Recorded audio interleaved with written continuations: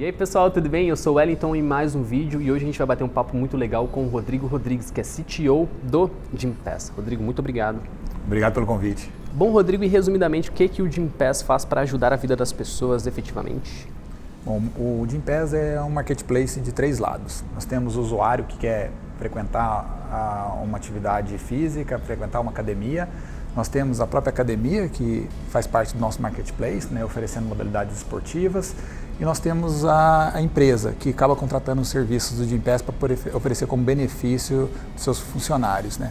Nosso propósito é o combate ao sedentarismo, é o combate à inatividade física. E para isso a gente oferece, a gente democratiza o acesso às academias, flexibilidade de local, de plano e de escolha dessa modalidade. Então, dá para avaliar assim que hoje, depois da chegada do Gympass, depois que vocês começaram a se popularizar e tudo mais dentre as empresas, dá para ter uma noção assim que as pessoas deixaram de ser, pelo menos na cultura da empresa, deixaram um pouquinho de lado esse sedentarismo? Ah, com certeza. Os planos que a gente acaba oferecendo, eles acabam alavancando muito a atividade física dentro das empresas, né? A gente tem um parceiro muito forte que são o RH das empresas, né? Favorecendo e intensificando programas de atividade física dentro das companhias, e a gente vê grandes resultados. Porque para o lado da empresa, o que é importante ressaltar? Ela acaba melhorando a qualidade de vida do funcionário. Com essa melhora de qualidade, a gente percebe uma melhora a produtividade do funcionário, a performance dele, ele ausenta menos por questões e motivos de saúde e com isso acaba reduzindo os custos que a empresa teria de sinistros e problemas de saúde com os funcionários. Nas costas. Exatamente. Maravilha. E hoje, galera, a gente vai bater um papo para desmistificar algumas coisas sobre startups. Inclusive, tem uma pergunta que é muito feita mundo afora, uma pesquisa mundial realizada por várias pessoas, brincadeira, acabei de inventar isso na minha cabeça, mas, Rodrigo, é necessário para toda startup, seja brasileira, seja do exterior, ter no escritório mesas de ping-pong e videogames?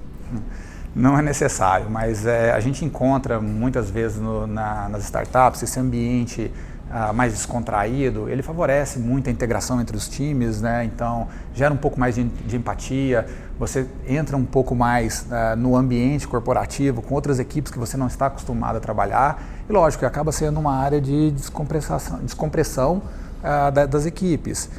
E eu acho que isso favorece muito, né? Principalmente quando você tem uma cultura corporativa que necessita desse espaço, desse ambiente, para que as pessoas possam oxigenar as ideias, possam trocar outras experiências. Isso favorece muito para o time, para o engajamento do time, alcançar seus resultados. Maravilha. Agora, mito ou verdade? Toda startup, 100% delas, precisa ter dentro de sua cultura, o que é a cultura de startup, primeiramente, mas elas precisam necessariamente trocar as palavras do português por palavras em inglês? Não, de jeito nenhum. Acho que acaba acontecendo, acho que por uma... mentira. Acaba acontecendo isso, acho que por uma questão mais de exposição das pessoas ou na língua inglesa, ou a equipe às vezes vem formada de várias disciplinas e de várias pessoas que tiveram contatos com outras culturas. A gente, por exemplo, no Gympass acaba sendo um pouco comum isso, porque a gente é uma empresa global. Então a gente usa muito a língua inglesa, tanto aqui no Brasil, para se comunicar com todas as equipes fora do Brasil, né? Nós estamos presentes hoje em 14 países. Então o trabalho remoto, ele está no nosso DNA. Então essa interação com as equipes em outros países acaba acontecendo e é natural a gente acabar traduzindo ou falando muito em inglês e alguns termos dentro da companhia. Com certeza. Estou brincando aqui, mas é que alguns até se encaixam muito bem, né, na linguagem que a gente precisa falar. Uma outra coisa que talvez seja mito, talvez seja verdade, agora o Rodrigo vai desmistificar aqui pra gente. Toda startup, para começar, precisa ter um grande investidor por trás?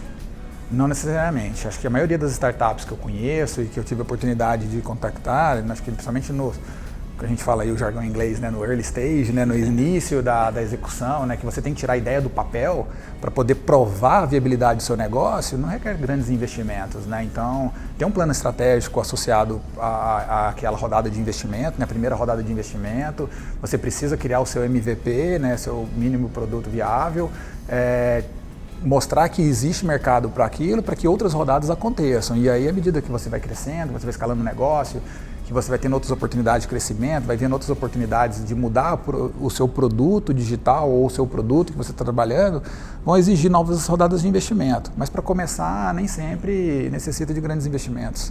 Muito bom. Agora também falando sobre o começo. Muita gente tem aquele pensamento de que para ter uma startup ou para fundar uma startup, você tem que ter uma ideia que é 100% original. É verdade ou é mentira isso daí? Eu diria que nem é verdade nem é mentira. Acho que também depende muito da ocasião. Acho que o que as startups têm feito muito é encontrar um problema para resolver na sociedade. E às vezes nem sempre esse problema ele é novo.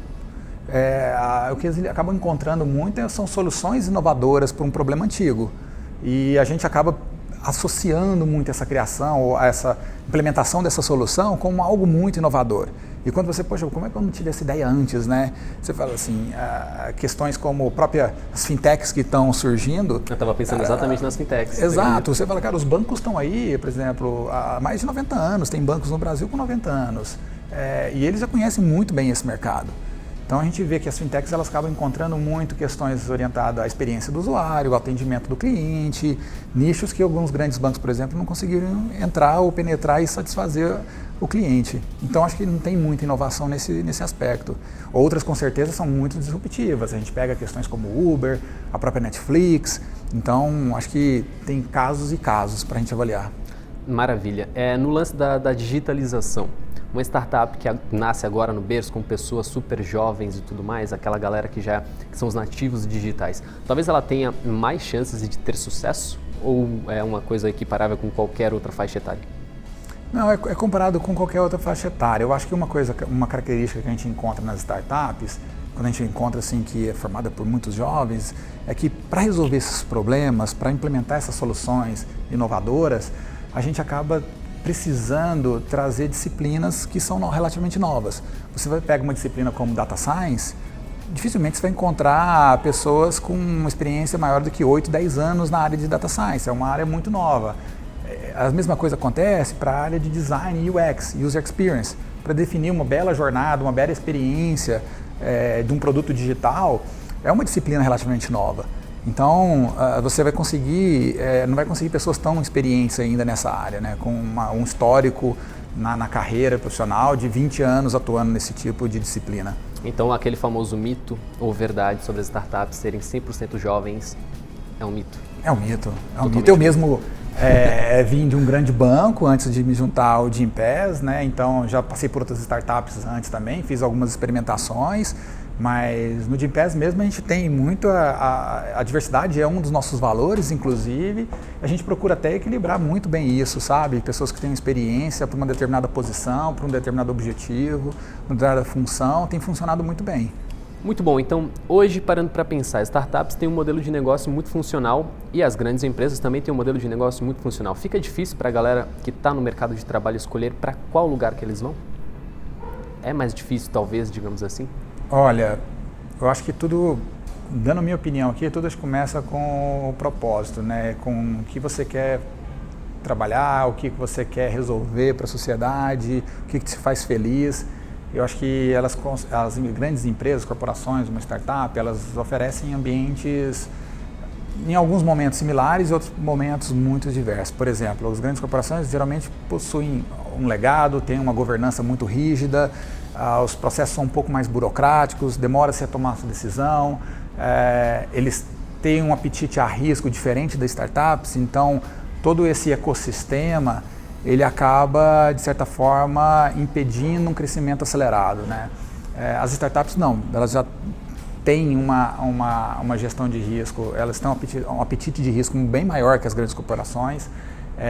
Você encontra uma flexibilidade maior na tomada de decisões, existe um ambiente mais propício para experimentação, então existe muitos testes de hipóteses para tentar entender para onde você deve evoluir o seu produto digital.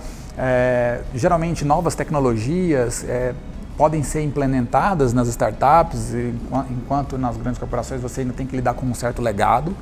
Então acho que depende muito do conhecimento, do tipo de problema que você quer resolver e do propósito que você está se identificando mais. Eu acho que tem oportunidades boas para ambos os lados. Muito bom, Rodrigo. Agora uma pergunta muito boa. Eu sinto no meu coração que é muito boa e a próxima vai ser muito ruim. mas eu vou fazer uma boa antes para depois fazer uma bem ruim mesmo. Quando que uma startup vira um unicórnio, ou aliás, quando ela vira um unicórnio, ela deixa de ser uma startup ou quando ela deixa de ser uma startup? Esse é um ponto interessante, porque existem controvérsias, né? Cada empresa consegue medir, tem uma medição da sua maturidade para poder parar de dizer que é uma startup, né? Algumas empresas não se consideram mais uma startup quando atingem um break-even. Outras startups não se consideram quando conseguem abrir o capital na bolsa de valores. Outras startups às vezes nem abrem o capital e nem abrem também se acontecer o break-even, mas pela quantidade de funcionários que alcançou, quantidade do market share que ela conseguiu alcançar.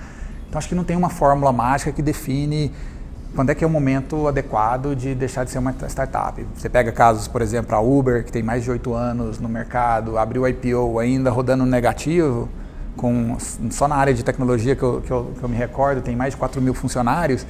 Será que isso ainda é uma startup ou é o jeito de ser, que continua o jeito lean, o jeito ágil de ser, que ainda considera sendo uma startup? Está muito envolvido na cultura, né? Está muito envolvido na cultura.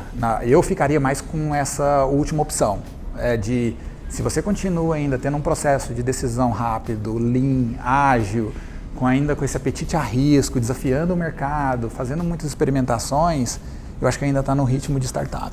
Eu acho que está mais relacionado a esse modo de operar, essa cultura, do que simplesmente um milestone relacionado a break-even, abertura de capital ou uma quantidade do market share de funcionários. Não, coisa que nasce e morre 6 meses depois. Exatamente. A cultura, entre aspas. Agora vem aquela pergunta que eu falei que não é muito boa. Se uma startup vira um unicórnio, só que ela vira um unicórnio muito forte, ela vira um rinoceronte? Fica no ar a questão. De jeito nenhum. Eu acho que uma coisa que pelo menos a gente valoriza muito dentro do Gympass é de continuar, quando a gente fala que nos tornamos um unicórnio, chegamos nesse milestone, para a gente até conta pouco ser referência como unicórnio. O que conta mesmo é a confiança do investidor e a gente poder utilizar esse investimento para poder investir na nossa missão, no combate à inatividade física, de combater o sedentarismo, sabe? De fazer um bem maior para a humanidade em grande escala. A gente está mais preocupado em tentar alavancar nossos resultados e o resultado da sociedade do que ter um label relacionado a ser ou não unicórnio. Isso não deveria e não deve mudar o nosso dia a dia.